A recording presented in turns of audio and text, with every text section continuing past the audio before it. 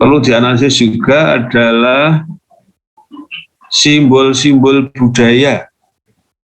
Karena dalam setiap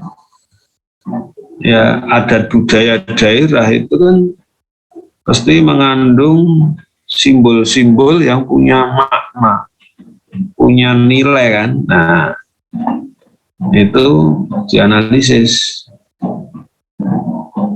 Dan analisisnya itu dikaitkan dengan sila-sila Pancasila.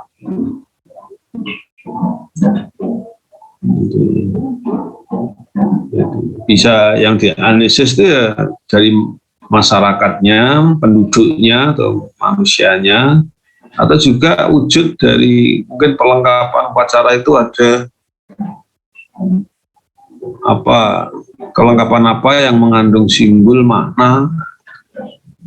Kalau di desa itu biasanya ada upacara apa itu yang tiap tahun itu, Merti Desa ya, pernah mungkin kalian di desa kan mengenal ya. Ada yang menyebut Merti Desa, ada yang menyebut sedekah bumi, ada yang menyebut apalagi itu. Ya, itu di tiap desa kan adatnya macam-macam. Mungkin ada pakai misalnya perlengkapan upacara itu, misalnya kalau di Jawa itu memakai nasi tumpeng. Nah itu dianalisis, Anda temukan apa nilai-nilai dalam simbol-simbol itu terkait dengan sila-sila Pancasila. Ya, maka dalam paparan nanti ketika mendeskripsikan ya, karena ini harus berpijak pada ya adat budaya daerah kan itu kan konkret ya, realitas, sehingga perlu ada dilengkapi minimal gambar, foto-foto, dokumentasi ya, foto statik. Kalau ada yang berupa video pendek ya lebih bagus disisipkan gitu. Ini ya ketentuan materi presentasi kelompok. Ada yang ditanyakan? Mudah-mudahan jelas.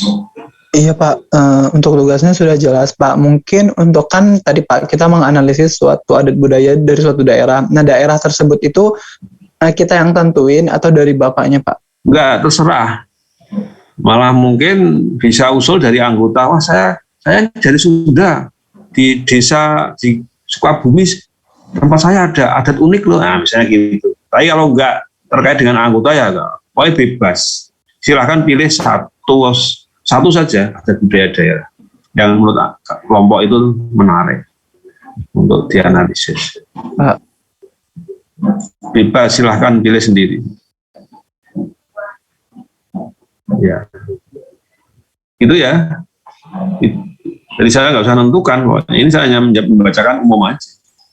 Siap Pak, terima kasih. Mungkin kelompok itu ada yang mungkin anggotanya ada yang dari Bali, wah terus ini ada di kampung saya sana di Denpasar unik ini, boleh saja.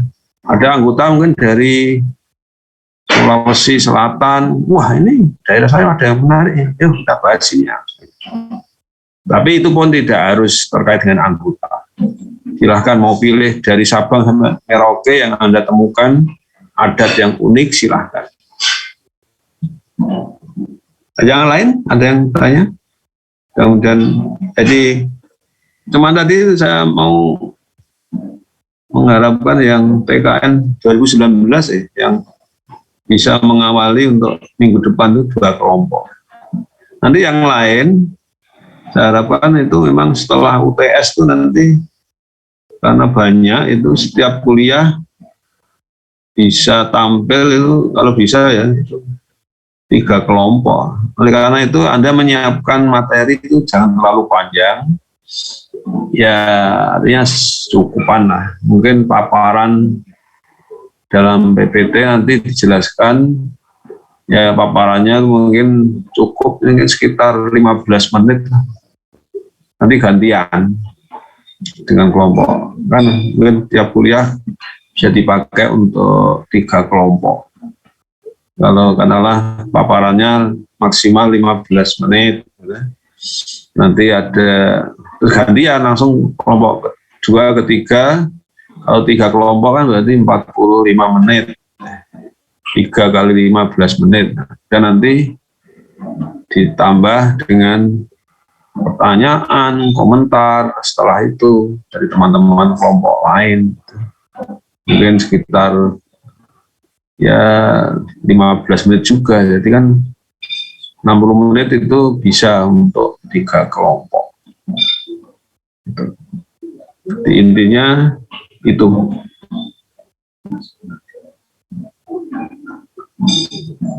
Untuk materi presentasi longgar, Anda bisa pilih sendiri. Ya. Jadi misalnya tadi saya beri contoh tadi ya. Kalau di Jogja sekarang ini lagi siap-siap, sudah lewat nih. Yang apa itu? Sekaten sudah selesai ya. Nah, misalnya tradisi sekaten di alun-alun Keraton Jogja, itu sudah lewat kemarin ya, sudah selesai. Itu kan bisa dianalisis itu bagaimana apa yang pasukan keraton itu yang begitu semangat dan kompak mengangkat tumpeng gunungan raksasa, kemudian bentuknya tumpeng gunungan ya, itu maknanya apa, kemudian ada doa di situ, kemudian diperebutkan oleh masyarakat luas, misalnya itu kan bisa dianalisis dari kacamata silasat. Itu contoh saja. Nah, itu saja. Kalau ada pertanyaan, mudah-mudahan sudah jelas. Jadi Anda siapkan tiap kelompok. Cuman yang saya harapkan ini yang kelompok TKN 2019 nanti saya harapkan bisa mengawali untuk Kamis depan itu kuliah. Ini sekarang kan ke-6, terus kuliah depan itu Kamis depan itu ke-7 ya. Iya Pak, terakhir sebelum terus UTS ya. Mudah-mudahan PKN 2019 ini 2 kelompok ini bisa mengawali siap untuk Kamis depan untuk mempresentasikan adat budaya, terserah pilih sendiri. 1 aja, masing-masing kelompok 1 adat budaya saja. Dah, itu aja. Saya cukupkan untuk penjelasan bahan presentasi ya. Sekarang saya ajak untuk membahas pokok bahasan yang ini jadi bahan juga untuk nanti untuk ujian tengah semester ya. Oke. Saya akan share materi. Kemudian sudah muncul belum? Apa sudah muncul PPT saya? Sudah Pak. Baik, terima kasih. Ya, tak besarkan ya. Judulnya Sistem Filsafat Pancasila. Ya. Nah, saya hanya konfirmasi juga untuk para mahasiswa semua untuk mata kuliah ini. Nah, saya mau tanya dan mudah-mudahan kalian sudah memiliki file buku ini ya. Bisa dilihat ini ya, buku teks ini. Jadi ini ada buku ajar pendidikan Pancasila yang di awal kuliah dulu sudah saya sampaikan untuk segera Ini mudah-mudahan sudah mendownload semua. Nah ini free ya untuk di-download dan silakan dipelajari. Pendidikan Pancasila untuk perguruan tinggi. Ya. Ini berupa cetak, ini saya bawa. Sudah punya filenya semua tuh. Nah itu dipelajari. Kalau kuliah ini bisa kalian buka. Materi saya ini untuk melengkapi pembahasan buku teks, buku ajar Pancasila ini. Ya, kalau di buku ini tentang Pancasila sebagai sistem filsafat dibahas di bab 5. Ya nanti kalian silakan membaca, memperkaya khususnya buku ini bab 5. Ya.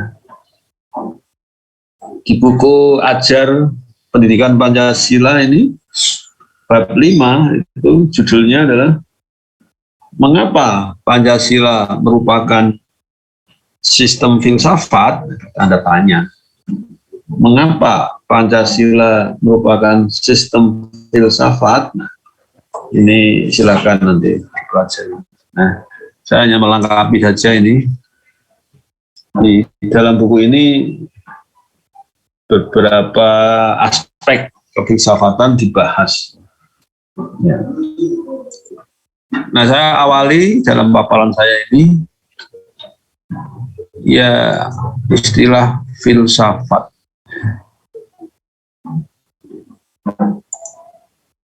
Dalam bahasa Inggris disebut philosophy. Dalam bahasa Yunani kuno itu istilah filosofi dalam bahasa Inggris itu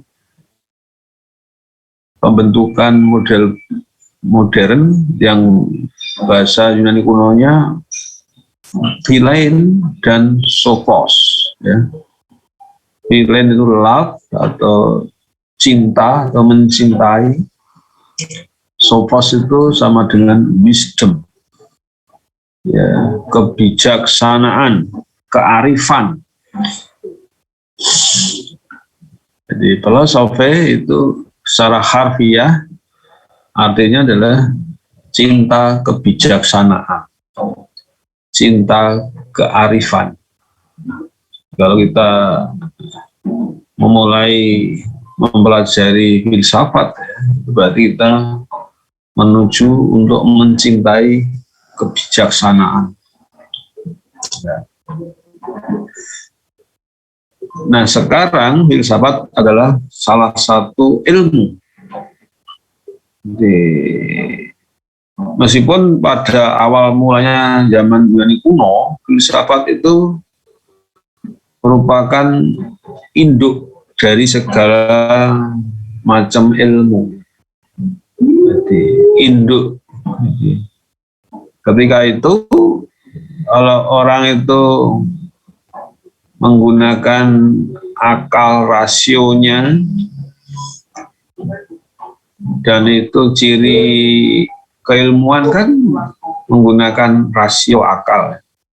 Dulu orang yang berilmu itu ya mempelajari filsafat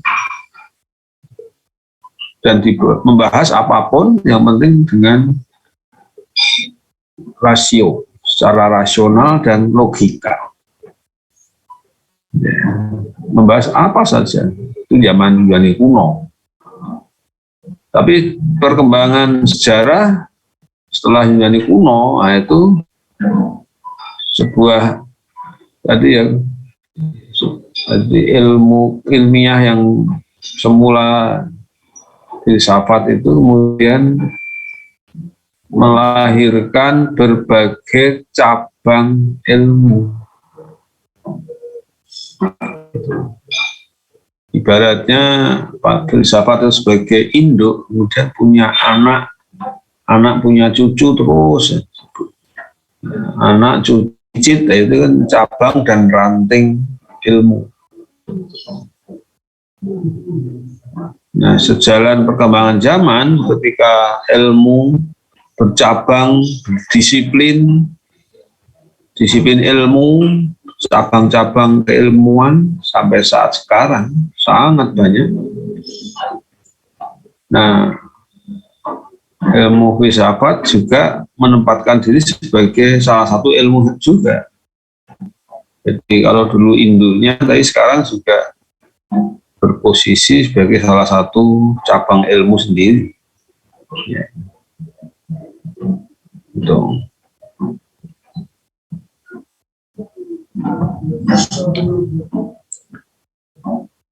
Kajian filsafat ini perlu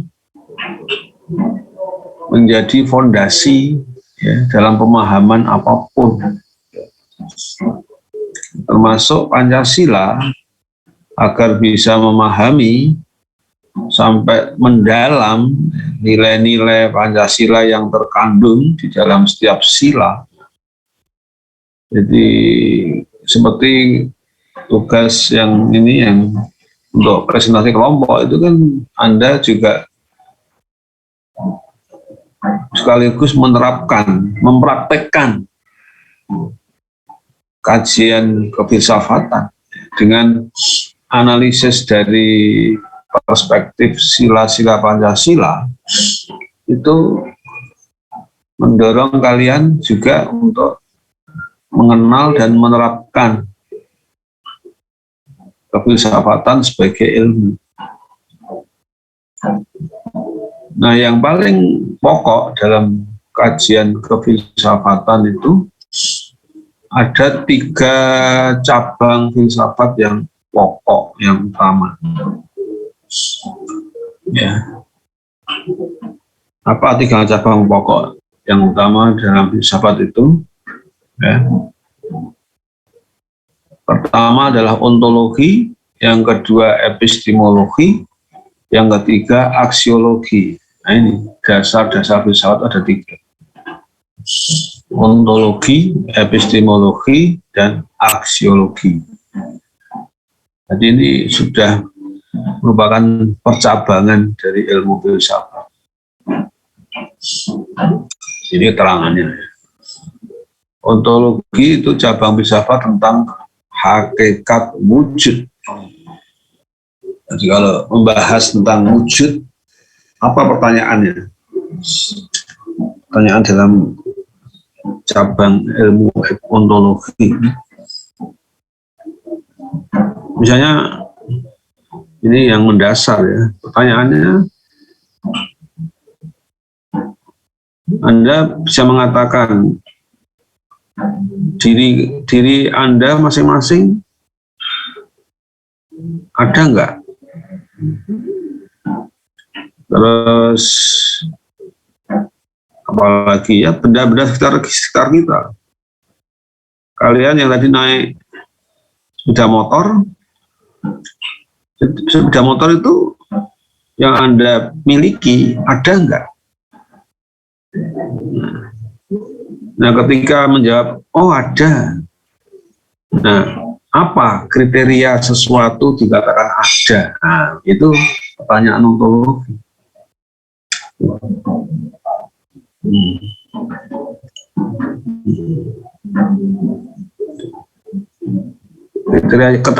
Kriteria sesuatu dikatakan itu wujud, sesuatu itu ada, itu kriterianya apa? Apakah karena tadi saya pegang, nah, misalnya gitu. Apakah karena dipegang, atau oh sepeda motor saya ada ini di sini, misalnya apa? Oh karena saya lihat. Nah, apakah itu? Lalu apakah kalau yang nggak terlihat itu dikatakan nggak ada? Ini adalah pertanyaan ontologi.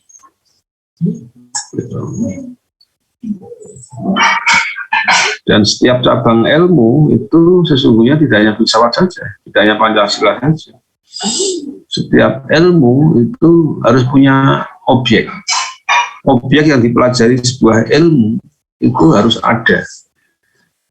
Maka di awal dulu kan, awal kuliah itu apa syarat-syarat ilmiah? Salah satunya apa? Masih ingat? kan ada objeknya. Objeknya ada, dan ada sungguh-sungguh ada. Kalian mempelajari teknologi nuklir. Ya. Pernahkah kalian bertanya, saya mempelajari teknologi nuklir, terus bertanya, teknologi nuklir itu ada enggak ya? Tapi kalau sudah dipelajari secara ilmiah, itu pertanyaan itu udah lewat. Artinya asumsinya itu, oh yakin ada. Kalau nggak ada, nggak mungkin dipelajari. Karena salah satu syarat ilmiah kan objeknya yang dipelajari itu harus ada. Dan sungguh-sungguh ada. Ilmu apapun, itu ontologi. Dan yang kedua epistemologi. Nah, ini cabang filsafat tentang hakikat pengetahuan yang benar dan sumber pengetahuan. Epistemologi ini terkait dengan pengetahuan yang benar, sumber-sumber pengetahuan. Nah, ini adalah terkait dengan proses mengetahui, bagaimana manusia berproses mengetahui, dari yang tidak tahu menjadi tahu, dari yang semula nggak punya ilmu sampai kemudian mempunyai ilmu, yang semula nggak paham sampai kemudian memahami tentang sesuatu. Itu kan proses mengetahui. Itu epistemologi. Kalau kalian ilmu teknologi umumnya kan ada laboratorium, ya. Kalau kalian praktikum ada laboratorium, ada alat-alat laborat. Itu secara epistemologi untuk memperoleh pengetahuan itu menggunakan peralatan, dan peralatan itu diamati oleh indera, panca indera, khususnya mata. Gitu. Apa yang kalian kerjakan kalau di lab praktikum? Menggunakan alat, kemudian kalian catat kan? Anda menggunakan mata untuk melihat kan skor-skor angka, baca, dilihat, terus ditulis. Memang dalam ilmu-ilmu eksak itu, apalagi di laboratorium itu, panca indera itu alat yang vital, khususnya pengamatan mata. Nah, itu, untuk melihat skor. Misalnya menimbang barang, ya, kan harus diamati. Kalau itu barang-barang yang kecil-kecil, yang skala timbangannya cuma hanya per gram saja, berapa gram, kan kita lihat kalau itu pakai timbangan apa itu digital, ada angkanya, dan kita bisa tahu kan karena kita lihat, asal timbangan dirinya itu normal, sehingga kita bisa memastikan benda ini ditimbang, oh ini benda ini beratnya 10 gram, seperti timbangan emas itu kan, itu bisa dilihat tuh angkanya, ya, khusus bisa untuk menimbang, membedakan dalam selisih yang hanya sepersekian gram akan kelihatan. Atau mengukur suhu badan pakai alat apa itu, termometer, kan kita lihat itu, kita lihat angkanya, oh ini suhunya sekian, oh ini panas sekali badannya, kan pakai panca indera. Itu proses epistemologi. Kemudian aksiologi. Nah, ini cabang filsafat tentang nilai. Nah, ini kalian dengan tugas menganalisis adat budaya daerah dari kacamata Pancasila itu lebih dekat ke sini aksiologinya, karena Anda harus menerapkan bagaimana menggali ya nilai-nilai makna-makna yang terkandung dalam suatu adat daerah tertentu. Jadi nilai-nilainya termasuk manfaatnya. Jadi ada upacara ini di desa ini, ada upacara itu di dusun mana, ada perlengkapan ini itu yang harus disiapkan. Apa manfaatnya? Itu termasuk dalam konteks ini aksiologi. Jadi, kandungan makna, nilai dan manfaatnya segala sesuatu. Ya. Nah ini contoh ketika tiga dasar diterapkan untuk menggali, menganalisis Pancasila. Ontologi ini contohnya. Ya. Misalnya ontologi itu berarti kita menganalisis, menggali secara mendalam wujud yang paling fundamental dalam Pancasila itu apa. Maka di sini kita bisa belajar, terutama ini kalau di Indonesia itu kiblatnya ke UGM, dan UGM itu ada perintisnya yang menjabarkan filsafat Pancasila. Tahu siapa itu? Guru besar UGM yang mempelopori pengembangan dan menjabarkan filsafat Pancasila, yakni Profesor siapa? Noto Nagoro. Nah, coba Anda bisa cari itu di buku ajar ada ya, Profesor Noto Nagoro. Itu yang termasuk pelopor pengembangan filsafat Pancasila dari UGM. Ini juga saya ambil dari beliau. Jadi ketika menjabarkan 5 sila secara ontologis, maka sila pertama itu pijakan ontologisnya adalah Tuhan sebagai wujud kenyataan bahwa Tuhan itu ada. Ya soal pembuktiannya itu hal lain, itu bisa dikembangkan dalam logika. Tetapi yang jelas bahwa ketuhanan yang Maha Esa, Tuhan itu ada. Sehingga pernyataan sila pertama itu bermakna.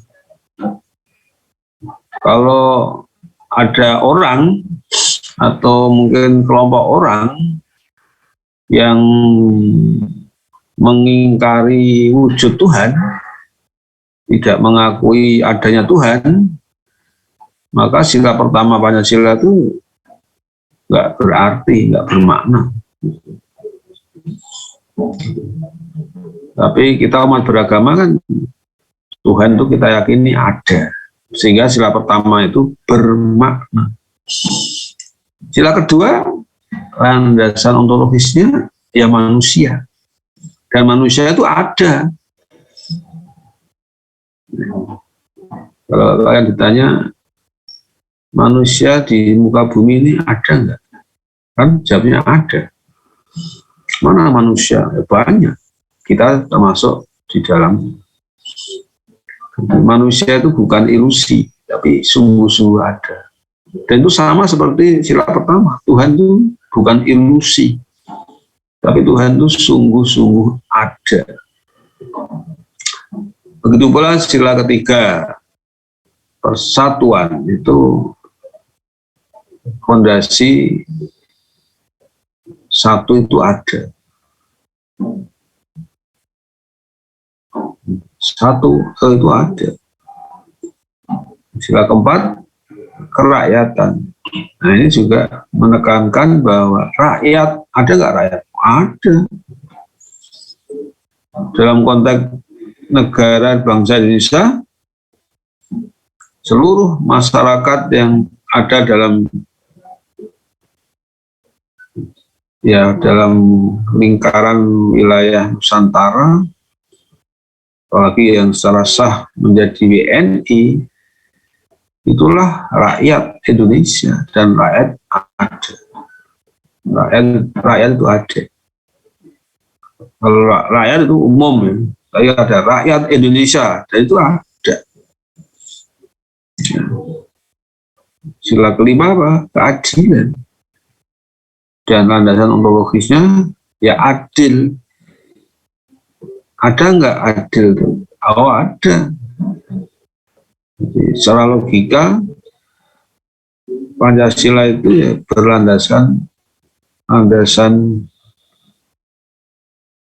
ontologis ini, 5 sila itu masing-masing substansinya ada. Sila pertama ketuhanan yang Maha Esa, substansinya adalah Tuhan. Tuhan ada, oh ada. Sila kedua ya manusia. Sila ketiga satu. Sila keempat itu rakyat. Dan sila kelima adalah adil. Dan itu semua adil. Dan kriteria ada ini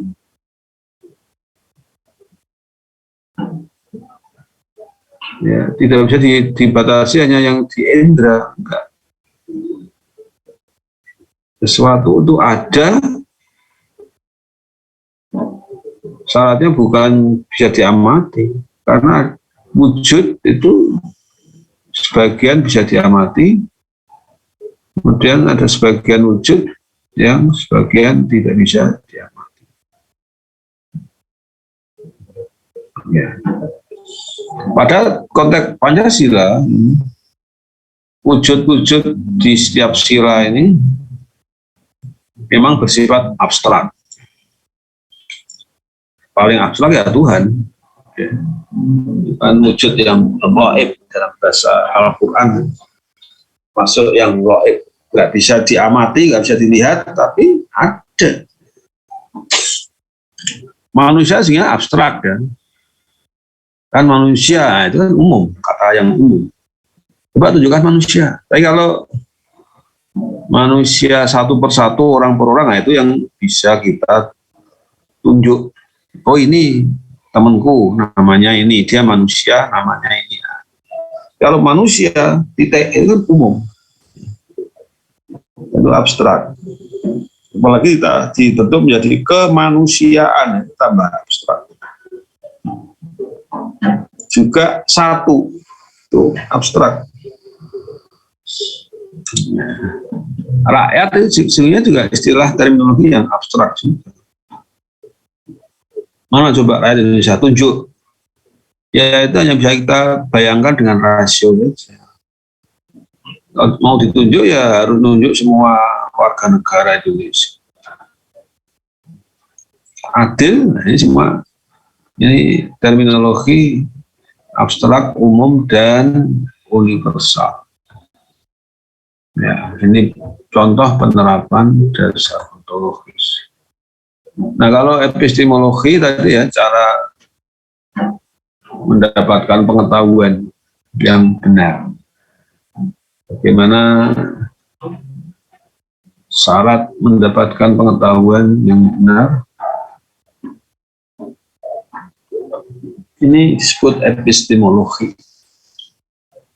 Ya, landasan ontologi dan epistemologi dan aksiologi itu dalam kenyataan realitas ya nggak bisa dipisah. Bisa dipilah, ada 3 jenis landasan filosofis ya, tapi nggak bisa dipisah. Contoh ini, epistemologi itu mempertanyakan tentang pengetahuan yang benar. Kalau ada, wah ini susunan kalimatnya ini masih kabur, ya, bahkan mungkin apa ya, tidak menjelaskan yang suatu istilah yang sudah abstrak, mestinya dijelaskan malah tambah nggak jelas. Nah, secara epistemologi ada macam-macam jenis kebenaran pengetahuan. Ya, kalau kebenaran sesuatu itu memperoleh pengetahuan yang benar itu melalui panca indera, itu namanya kebenaran empirik. Kebenaran apa? Empirik.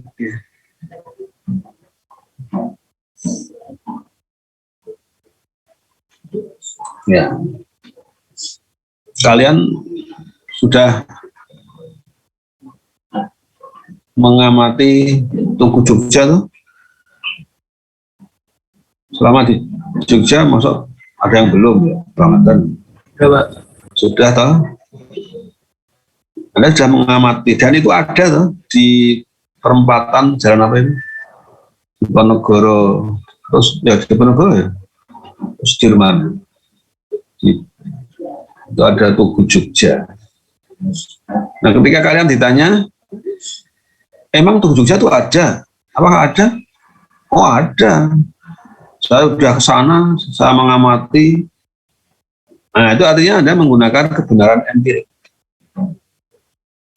Kalau ditanya orang, saya sudah lihat sendiri. Misalnya ketika tahun berapa itu, sebelum COVID ya, Tugu Jogja dipugar itu. Terus tahu nggak itu, Tugu Jogja itu terutama di sekitarnya itu ditata, dipugar lebih cakep. Ah, masa? Saya sudah lihat. Ketika dia menjawab saya sudah lihat, itu berarti dia mendapatkan kebenaran empirik ya, dengan panca indera. Disebut dengan korespondensi. Ketika kalian bercerita gedung kuliah di Poltek Nuklir ini, gedung kuliah utama itu berapa lantai? Berapa ya itu? 4 ya? 4 lantai ya? Ada jawab itu, apa betul 4 lantai? Iya, saya sudah, ya artinya sudah membuktikan, sudah berkali-kali kuliah tiap hari, naik lift. Itu artinya membuktikan secara empirik. Ada kebenaran rasional, kalau ini nggak perlu diamati. Dengan logika saja sudah bisa membuktikan sesuatu itu benar atau tidak. Contohnya ya kalian kalau menerapkan atau belajar berhitung matematika itu kan rasional. Nggak usah pakai panca indera. Gitu. Ya. Dulu di SD itu ketika kelas 1, kelas 2 kan diajari guru berhitung. 5 tambah 4 sama dengan 9. Itu kan sesungguhnya tanpa mengamati pun udah bisa. Pakai pejam mata pun bisa. Jika kalau ada orang mengatakan 5 tambah 4 sama dengan 10, dia mengatakan itu benar, maka Anda bisa, ya salah. 5 tambah 4 itu 9, bukan 10. Itu kan nggak perlu pengamatan, tapi dengan logika, dengan rasio. Nah, itu namanya kebenaran rasional. Dengan koherensi dan logik ya, logika. Ada lagi kebenaran pragmatik. Nah, ini asas manfaat. Ini ada ya aliran ya, ini aliran. Orang yang menyatakan sesuatu itu dikatakan benar kalau jelas ada manfaatnya. Ada sesuatu itu ada tapi nggak ada manfaatnya, dianggap nggak benar. Nah, ada lagi kebenaran yang ini berlaku dalam keagamaan ya, itu namanya kebenaran wahyu, revelasi. Ini kebenaran teologis. Contohnya apa? Besok itu ada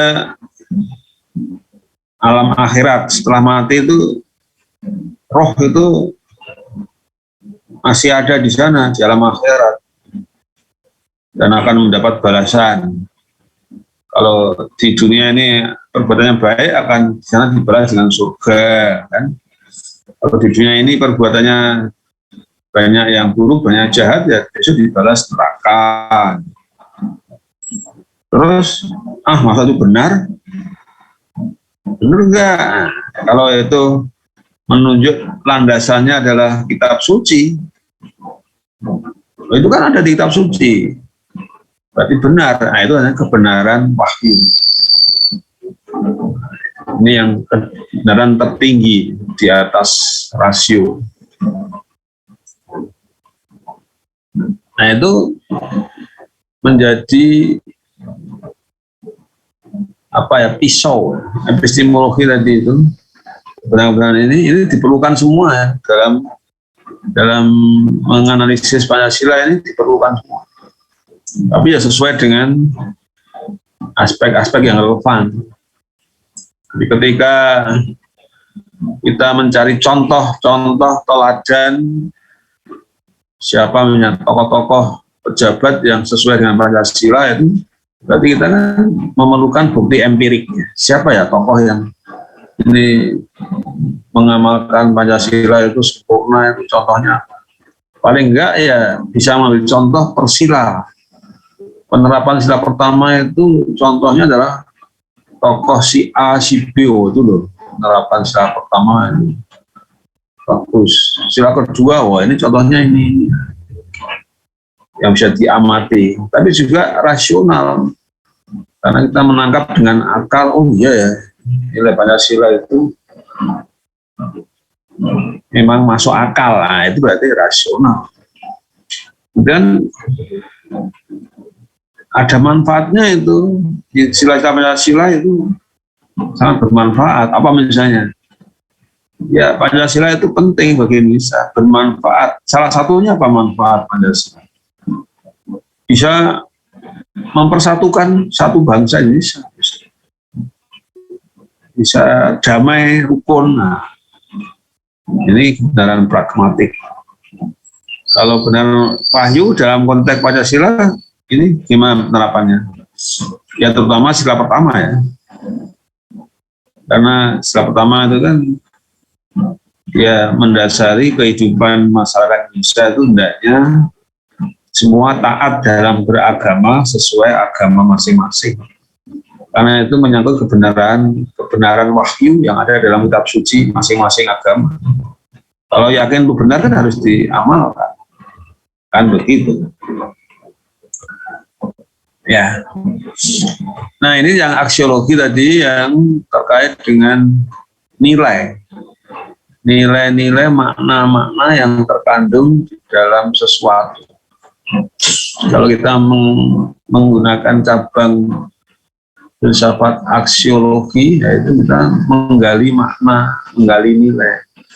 Kalau diterapkan di Pancasila gimana? Ya nilai-nilai yang terkandung di dalam Pancasila itu adalah menyangkut dasar aksiologi. Dan di sini ada nilai-nilai etika di dalam sila pertama, kedua, ketiga, keempat, kelima. Juga ada nilai keindahan, estetika dalam sila pertama, kedua, ketiga, keempat, kelima. Kita bisa menggali nilai estetikanya. Lalu nilai kesucian, religi tadi ya, ini terkait dengan kebenaran wahyu. Nah, nilai kesucian ini juga sesungguhnya ya terutama di sila pertama, tapi juga ada di sila-sila yang lain. Nah, berikut ini pengembangan filsafat Pancasila itu juga menghasilkan satu pemahaman yang istilahnya sistematik komprehensif, ya, sistematik, komprehensif, ya, dalam melihat, memandang 5 sila itu ternyata merupakan satu kesatuan. Pada sila itu, 5 sila itu tidak terpisah-pisah, tapi terintegrasi satu kesatuan. Sila pertama, sila kedua, ketiga, keempat, kelima. Itu nggak bisa dipisah-pisah, nggak bisa sepotong-sepotong. Karena itu satu paket. Itulah disebut dengan kesatuan. Ada kesatuan organik. Nah, ini 5 sila itu merupakan kesatuan organik. Seperti badan kita ya, satu organik. Juga menggambarkan Pancasila itu ada kesatuan yang hierarkis, piramida, berjenjang. Dan memang sila pertama, kedua, ketiga, empat, lima itu kan di dalamnya menunjukkan satu hierarki berjenjang. Dari sila pertama itu posisi paling tinggi kan. Kemudian sila kedua itu di bawahnya sedikit. Sila ketiga itu di bawahnya lagi dan seterusnya. Kan begitu, hierarki. Nggak bisa dibolak-balik. Karena hierarkis. Sila ketiga wajib nomor 1. Karena memang itu tertinggi. Dan 5 sila itu, sila kelima memang itu paling bawah, paling rendah. Kan gitu. Terus kesatuan hierarkis. Juga kesatuan saling mengkualifikasi, saling menyifati. Artinya apa? Sila satu dengan sila yang lain itu harus saling mengisi. Saling mengisi. Oke. Kita sampai jam berapa ya? Ya intinya yang saya paparkan ini sampai sini cukup. Jadi ini dari tadi pemahaman 3 landasan ya. 3 landasan, ada ontologi, epistemologi, dan aksiologi. Hingga kalian bisa memahami contoh-contoh bagaimana menerapkan ini dasar ontologi, dasar epistemologi, dasar aksiologi itu diterapkan untuk filsafat Pancasila. Kemudian pemahaman ya satu keutuhan 5 sila itu, nah kita bisa menggambarkan dan memahami 3 bentuk kesatuan dari Pancasila itu. Ada 3 bentuk kesatuan. Ada kesatuan organik. Jadi Pancasila itu mempunyai kesatuan organik. Pancasila juga mempunyai kesatuan hierarkis piramida. Ya. Kalau kesatuan organik itu seperti badan biologi jasmani kita ya. Kita punya organ-organ yang macam-macam, satu sama lain menyatu. Ya, di tubuh kita ini kan satu paket, satu kesatuan. Bagaimana bekerjanya masing-masing organ itu saling berhubungan dengan organ lain. Tidak terpisah-pisah. Pancasila juga begitu. Pancasila itu organik, saling terintegrasi antar sila. Tapi ada hierarki, ada jenjang. Mana sila yang jenjang tertinggi, mana sila yang jenjang terendah. Dan susunan Pancasila itu sudah sesuai dengan hierarki itu. Sila pertama itulah yang tertinggi, sila kelima itu sila yang memang rankingnya, hierarkinya memang paling rendah di antara 5 sila. Jadi sudah sesuai. Kemudian saling mengkualifikasi atau saling mensifati. Ini terutama dalam pelaksanaan ya, dalam pengamalan Pancasila. Kalau kita memahami Pancasila, kemudian mengamalkan Pancasila, itu tidak boleh sepotong-sepotong, tapi harus saling mensifati. Ketika kita mengamalkan sila keempat, maka itu harus disifati atau mengandung nuansa sila pertama, mengandung nuansa sila kedua. Jangan terpisah. Mengamalkan sila ketiga, persatuan Indonesia, ya, tapi tidak bertuhan. Nah, itu bukan Pancasila.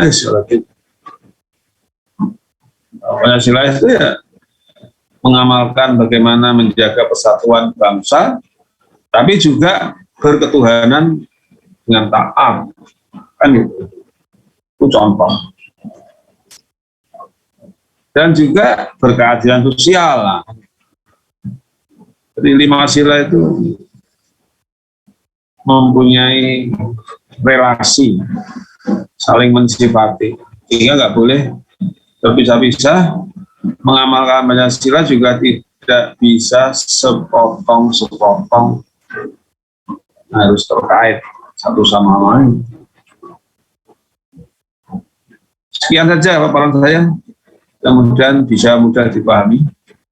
Untuk lengkapnya sekali lagi silakan baca ulang bab 5 ya, buku Ajar Pendidikan Pancasila untuk perguruan tinggi bab 5. Adakah pertanyaan atau bahkan mungkin memberi masukan? Bagus, silakan. Ini hujannya masih terus. Iya Pak. Itu juga hujan ya? Iya Pak, ini juga hujan. Iya Pak, hujan Pak. Bagaimana? Kalau udah jelas cukup ya satu. Iya Pak, mungkin mengingatkan aja Pak untuk menge-share materi-materi kita yang udah dipelajari ke grup Pak, untuk kita. Oh iya, baik. Tapi jangan lupa itu perkaya dengan buku Ajar ya. Siapa? Baik. Sore ini boleh kita tutup? Baik Pak, boleh Pak. Terima kasih dan dibantu itu teman-teman untuk link presensinya ya. Terima kasih. Baik, saya akhiri sekian untuk pertemuan kuliah sore ini. Ya, mudah-mudahan memberi manfaat seterusnya. Ada khilaf, mohon maaf. Sekian. Assalamualaikum warahmatullahi wabarakatuh. Selamat sore, salam sehat semuanya. Terima kasih atas atensinya.